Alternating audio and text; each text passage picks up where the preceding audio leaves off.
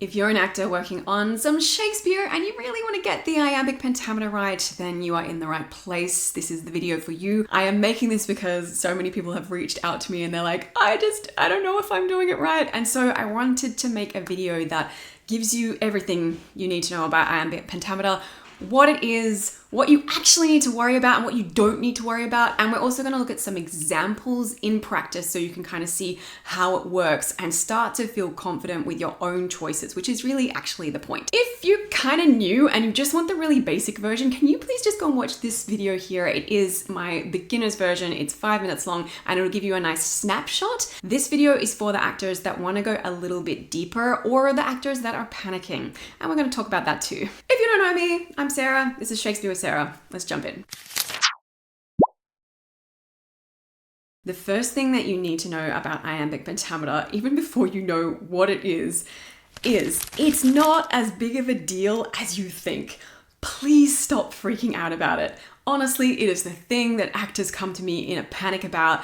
And the thing is, it is actually the least of your problems when it comes to an audition. If you're working on a theatre production and you're wanting to get your scansion, the reading of the rhythms, right, that's awesome. Keep going and definitely watch this video and learn as much as you can. But if it's for an audition situation, what you need to know is they're not really looking at your iambic pentameter in almost any audition situation. If it's a theatre production audition, mostly they're looking at whether you can do the character well, they're looking at your voice and movement technique, and just a sense of, where your skill level is at, basically, but it's more to do with your general acting technique and your handling of heightened text, not rhythms. Rhythms they can work on with you in the production usually, or you have more time to figure out yourself. So it's very rare that an audition panel is going to watch you just for your iambic pentameter. They really don't care that much. And in the case of drama schools, generally, again, they're looking at your general skill level, your approach to things.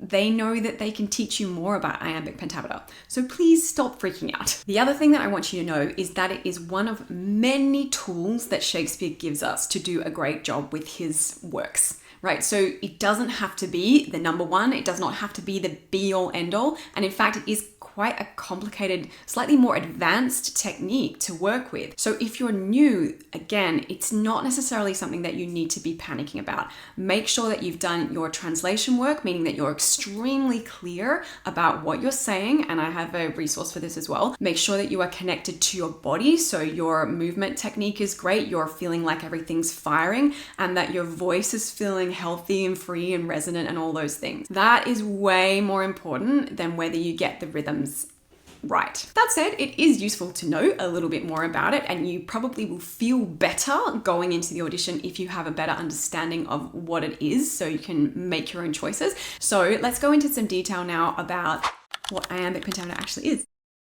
Okay, so iambic pentameter is a poetic meter, basically a rhythmic pattern that pops up in poetry, and particularly in Shakespeare's day, it was the way to write. Everyone was doing it. The rhythm is defined by two things, the iambic and the pentameter. They're actually two separate things. So to understand it, it's better to start with pentameter first. Pentameter means that there's 5, that's the penta, beats per line. Just like in music, you might have 4 beats in a bar. In this, we have 5 beats in a line. Iambic means that each beat is divided into 2 pieces or parts, and it has a feeling of light heavy.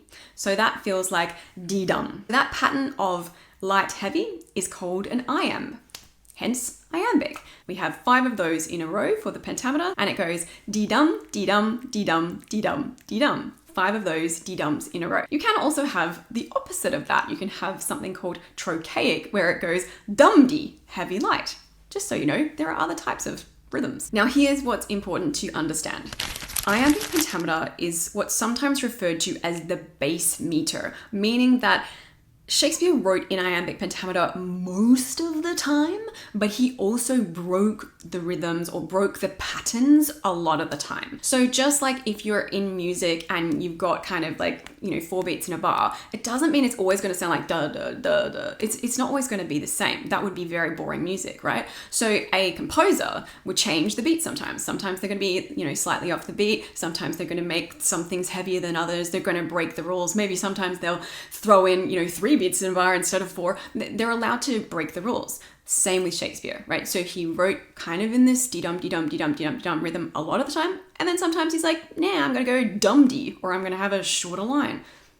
So a lot of what we're doing when we're looking at scansion, figuring out the rhythms, is figuring out where he's kind of sticking to the rhythm, that bass meter, that iambic pentameter structure kind of regularly, and where he's becoming irregular, so he's breaking the rules. Now this is where it gets tricky, because if you are new to Shakespeare, it is hard to hear and feel where he's breaking the patterns. It's a tricky thing and it takes a little while to learn. But I wanted to look at some examples for you so you can kind of see it in practice and get yourself started on the path. Oh man, I just realized my shaky is looking the wrong way. All right, there he is. Okay, we're good. Right, so let's look at some famous lines that are reasonably regular. They fit that dee-dum, dee-dum, dee-dum, dee-dum, dee-dum pattern fairly easily. And what I'm gonna do is I'm gonna try and exaggerate that pattern a bit so you can hear that it's falling into the rhythm with ease, let's say. But soft, what light from yonder window breaks. Right, I'm over-exaggerating it slightly. It's still a little bit naturalistic. Here's another example of something that's fairly regular.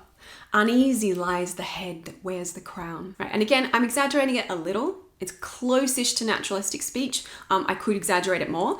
Uneasy lies the head that wears the crown. Or I could try and let it flow a little bit more into a natural pattern.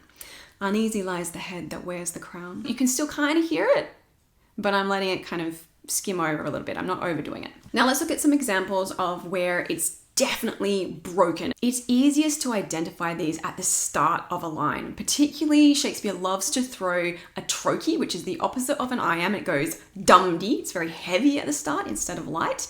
He likes to throw those at the starts of lines, and that really gives us information that the start of the line has a lot of energy. I call it a smack coming in, because you really want to give it that weight. And we're doing that because he's definitely, obviously broken the rhythm at the start of the line. Here's an example. Gallop apace, you fiery-footed steeds. Most of that line fits that pattern, right? If I wanted to try and get it to go dee-dum, dee-dum, dee-dum, dee-dum, dee-dum, I'd have to go like this.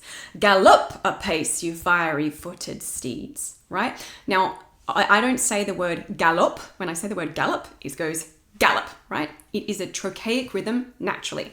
Gallop. So if I wanted to try and make it fit that iambic pattern, I'd literally have to say a word in a really weird way. Gallop apace, you fiery-footed steeds. I'm never going to do that. I'm not going to change the pronunciation of a word generally to fit that iambic pattern. So I'm going to take it that Shakespeare deliberately broke it, and he wants me to hit it really hard at the beginning of that line because he's deliberately broken the pattern for me. Gallop apace, you fiery-footed steeds. And that gives me so much energy going into the line, right? So that's information from Shakespeare. Thank you, Shakespeare. Here's another example. Now is the winter of our discontent, made glorious summer by this son of York. So we can see at the beginning, I'm not going to say, now is the winter of our discontent. That's weird. We don't emphasize the word is in any sentence ever. That's really weird. So definitely the word now. It's really common for things like now, thus, yet, stuff like that at the start of a line. Shakespeare wants you to hit it hard because those are heavy words. We're not going to say, now is the winter. That is weird, right? So just noticing, particularly at the starts of lines, is a really great place to begin your scansion practice, even if you're a beginner. Something really important that you need to understand about this is that scansion, this deciphering of the rhythms, is subjective. There is not a cut and dried right or wrong. In fact, if you go to different teachers or directors or work with different actors on the same line, they could interpret it in different ways. They could say, I feel like this is this kind of rhythm, and someone else will say, oh no, it's not, it's that kind of rhythm. It is something where you have to get to know it over time and start to make choices. So that makes it tricky, right? So let's look at an example of that in practice. The line from Richard II's famous Hollow Crown speech. How can you say to me, I am a king? This one is pretty regular. How can you say to me, I am a king? But even though you can hear it, I'm kind of pulling on the rhythms a little bit. I've got some fluidity. And even in the beginning of that line, some people might argue, no, that's definitely got that reversed rhythm at the start. It should be, how can you say to me, I am a king? Because it sounds weird to say, how can you say to me? But other people would say, no, you should emphasize the can so you get the rhythmic flow, right? So there are actually people arguing about this stuff. So this is why don't spend your time freaking out. Just do the best you can, and it takes a little while to learn these skills. People will say to me, well, how do I know if I'm emphasizing the right rhythms? And the answer is you won't unless you've spent a long time working on it and building these skills. Even for me, I sometimes have times where I go, oh, well, I've completely misread that rhythm, or oh, I maybe need to go and ask somebody else and see what they think and just get a second opinion. It's normal. It's actually a normal part of the process. So a lot of this work is really about gaining confidence in what you're doing. And if it's something that you really care about and you really want to learn the skills, then you definitely need to do something like going to classes or doing a lot of Shakespeare where you're reading it out loud, and after a while you can kind of feel and hear that rhythm and it becomes a lot easier. But it takes time. It's a bit like when people say to a musician, listen to this song and now play it, after they listen to it one time. Well, some musicians can do that, but usually it's those musicians who have been studying music for years. It's the same with Shakespeare, right? To decipher those rhythms, you usually have to have spent a lot of time with Shakespeare. And if you do want to learn this stuff, I'm actually teaching it this month in my online studio, so you can come and learn this process. Now, this is February 2025 when I'm recording this, so if you're watching this in the future, we will have the replays, and I might even make a little iambic pentameter course for you guys, for the people that want to go a little deeper. And I'm guessing if you're still watching this video, you do want to go deeper. So just check the description. I'll have some stuff for you to help you out. And just remember that it takes a little bit of time. Okay, so just to really make this a little bit clearer about what your goals are here, I want to define what is and isn't your job when it comes to rhythms. Number one, it is not your job to force it to fit the pattern. So something like gallop a pace, you are not going to say gallop a pace. That is not your job to force it into that iambic pentameter pattern. It is more about noticing when it breaks. Number two, it is not your job to make the iambic pentameter obvious. That means you don't have to do any sort of repetitive pattern, especially not lifting your pitch up and down like this. That is not your job, definitely not. And it doesn't even have to necessarily be heard by the audience. Some people will say, oh, I can definitely hear it when, great Shakespearean actors speak in iambic pentameter, I can hear it. Yeah, maybe you can. And maybe that's because you've spent a lot of time with Shakespeare and you can hear it. Most people can't really hear it. It is your job to focus on momentum. And this is where we really get deep and useful stuff here. The wonderful thing about iambic pentameter, and in fact the reason I think it's so powerful, is because it has a lot of momentum, which creates urgency. This feeling of dee-dum, dee-dum, dee-dum, dee-dum, dee-dum. It's like a heartbeat, right? Or like a galloping horse. It kind of carries you forward with a lot of energy. So you need to make sure you're creating that flow, that momentum, that urgency by allowing that rhythm to flow as much as possible. The way that I think about it is you're looking for small compromises only. It's usually not things like changing the pronunciation of a word.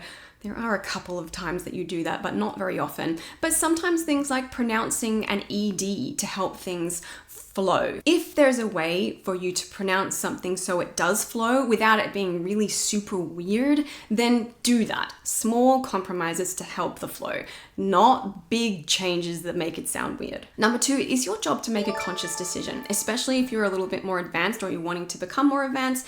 This is the process. This is the process of kind of going through it and looking at it and going, oh, I think it's this, and I'm going to go with this kind of rhythm. And that's what I want to stick to because it has an impact, and you need to test it out in practice and see how it makes you feel. Yep, I definitely want it to be, how can you say to me, I am a king? I'm making that choice because it feels good. I like that energy at the start of the line. And if you're in a production, then you work with your director and go, these are my choices. What do you reckon? The biggest thing that you can do to help yourself out with all of this is not to take unnecessary pauses. That is the biggest crime against iambic pentameter because it slows you down and it interrupts that flow. It stops that urgency building up like I was talking about before. So for me, that's why I teach a lot about focusing on the verse line endings and driving towards the end of the line by, say, emphasizing the last word of the line, for example, that actually keeps that energy and flow in a really powerful way without you even needing to pick apart those rhythms. So as I say, this is a more complicated technique that is just one of many clues that Shakespeare gives us. There's actually heaps of other stuff that you can do before this kind of counting of rhythms that will help you create a really powerful interpretation. So I actually ran a workshop on this called 3 Steps to Smashing Your Shakespeare, and it was all about my favorite 3 different techniques that you can use apart from looking at all the rhythms to really, really do a great job of Shakespeare's verse. Shakespeare's verse is not all about counting rhythms. It's just one part of it. So that's something you really, really need to understand if you actually want to do it well, is to get that this is a small part of a whole. Maybe an important part, but it's just one part and it's a more advanced part. So if you want to learn more about this stuff, you can come and work with me, or obviously go and check out more of my videos. I'll pop a couple on screen now that can help you with these next steps, but really just remember that you don't have to freak out so much. Okay guys, all right, I will see you in the next video. Good luck, calm down.